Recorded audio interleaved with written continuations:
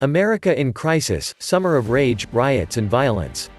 2020 has been quite an experience so far. Can you imagine where we'll be in another 6 months? Everything that could go wrong went wrong. As if the coronavirus and the worst unemployment numbers in history were not enough. Outrage spills across America, the nation's largest cities are exploding with rage. As angry protesters take to the streets and attack police and destroy property. America today is in chaos, with mass protests, looting, arson attacks, looting, vandalism, and violence spreading from coast to coast. Amidst what is one of the worst health and economic crises ever. This is not going to have a happy ending.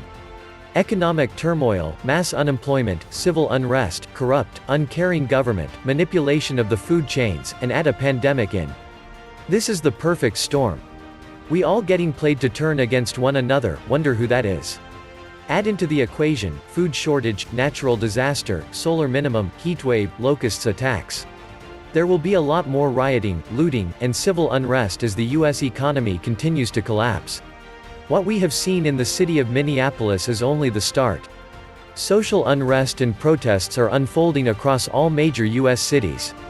Our country is so profoundly divided.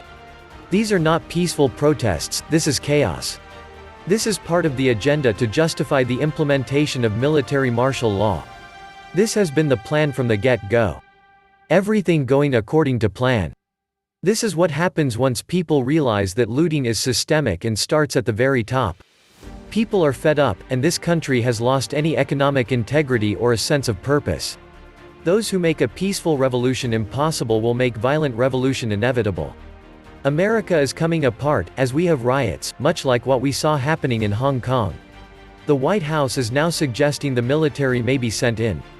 Trump tweeted, "When the looting starts, the shooting starts," quoting Miami police chief's notorious 1967 warning. Trump and Pompeo called Hong Kong rioters, freedom fighter. While American protesters are called thugs. Smack of fullest hypocrisy and hegemony nature of the U.S. unassumingly as a policeman in other countries' internal affairs. What the CIA did in Hong Kong, is coming around to haunt us at home. This is called karma. After years of fomenting revolts and rebellions in other countries with zero regards for the people who live there, time for the U.S. to have a taste of their own medicine. Why is America sending troops to quell their own rioters immediately after a day of protests and is making a huge fuss to prevent China from sending in their own troops for Hong Kong protests? Definitely double standards here. In the USA, protests for a few days, sent in the military to shoot. In Hong Kong, protests for 1 year, the police must act with restraining, otherwise, sanctions will be imposed on China. Bringing in the military to the streets of America will only get a lot more people killed. Problem reaction solution. The people will cheer for their troops marching in. Order out of chaos.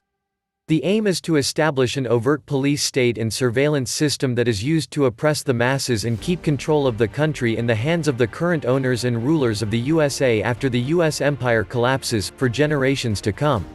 The surveillance systems are already in place. Police force training has also already been shifted from de-escalation and preventing violence to escalation and employing violence and brutalizing people. The psychological profile that cops are recruited from has also changed to allow mindless policing. The militarization of the police in terms of equipment and training has also already happened. Returning veterans who have been to war and know the truth, ex-cops and other dissidents of the regime are already being labeled as domestic terrorists. The laws that make the establishment of a police state as a response to a crisis are already signed into law in the Patriot Act and NDAA. All that is required now is a spark of violence that is made to spread and spread. We are here, until finally somebody snaps, cops fire into crowds or crowds firing on cops, and that will give the excuse to fully activate the police state through POTUS declaring martial law. So now here comes civil war, martial law, and the troops. Congress and the Senate will be suspended. The courts will be suspended.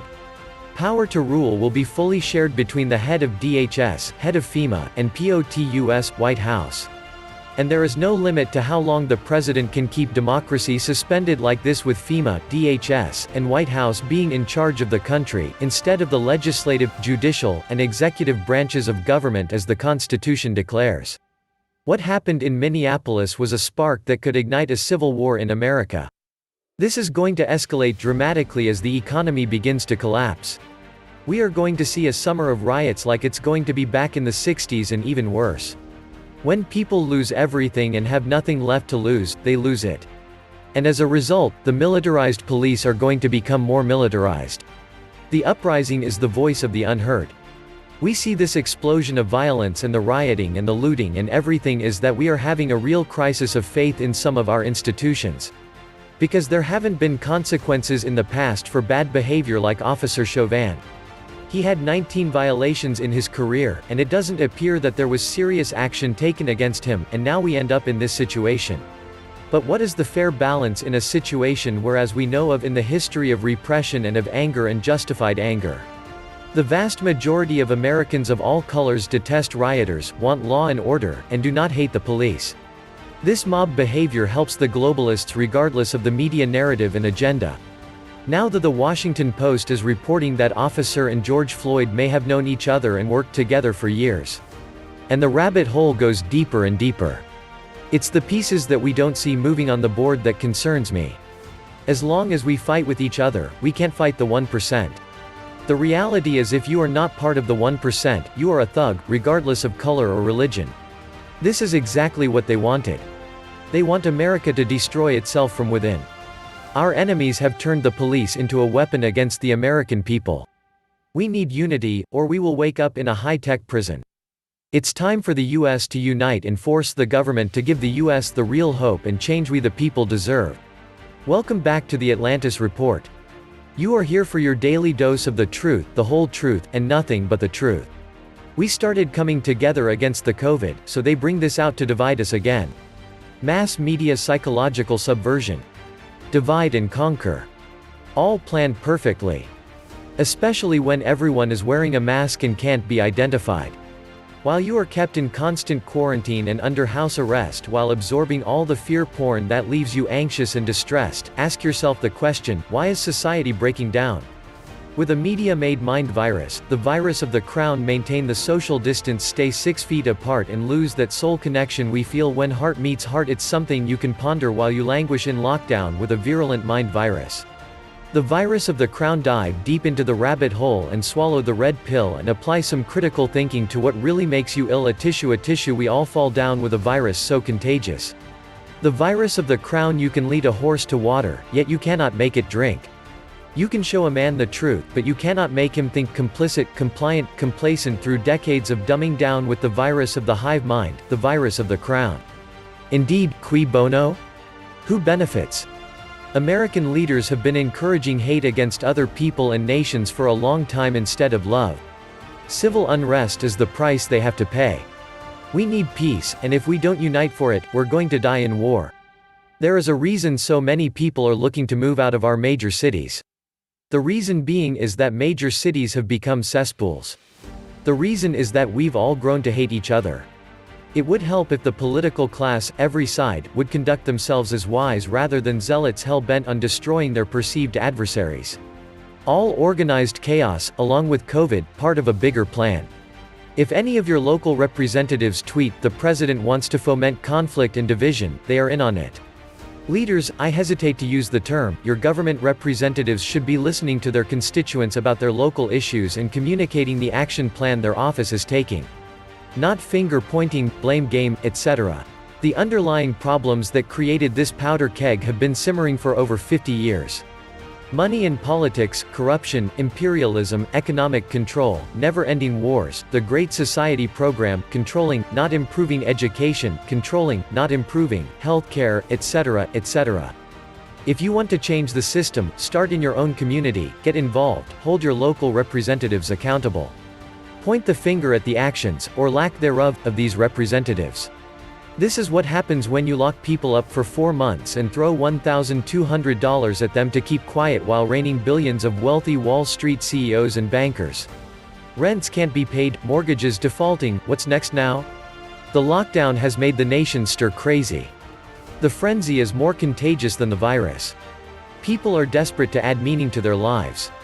They are desperate for a cause. The killing of some guy we don't know by a cop we don't know has lit a fuse. The police are not the band of brothers. They will stand down. We are on our own people. Look to your provisions and your security. Authorities reportedly arrested Floyd because he attempted to pay a deli with a $20 bill that was allegedly counterfeit. Only the U.S. Treasury owns the right to pass counterfeit dollars on the private entity Fed command. If everyone else does it, society breaks. Posse comitatus is to limit the powers of the federal government in using federal military personnel to enforce domestic policies within the United States. So they staged the Floyd police brutality event. Floyd and the Cope were 17-year acquaintances, then start protesters in the streets. Add in more paid protesters, burn buildings, gives the government the excuse to send in the troops. Totally what I expected from this coronavirus pandemic. 1. Incite chaos. 2. Invoke emergency. 3. Martial law. 4. Suspend voting. 5. Profit.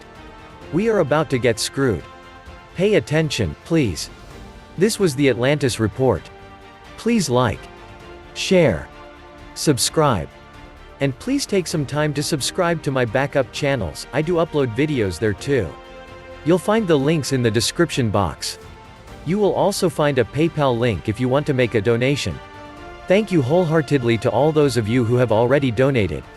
Stay safe and healthy, friends.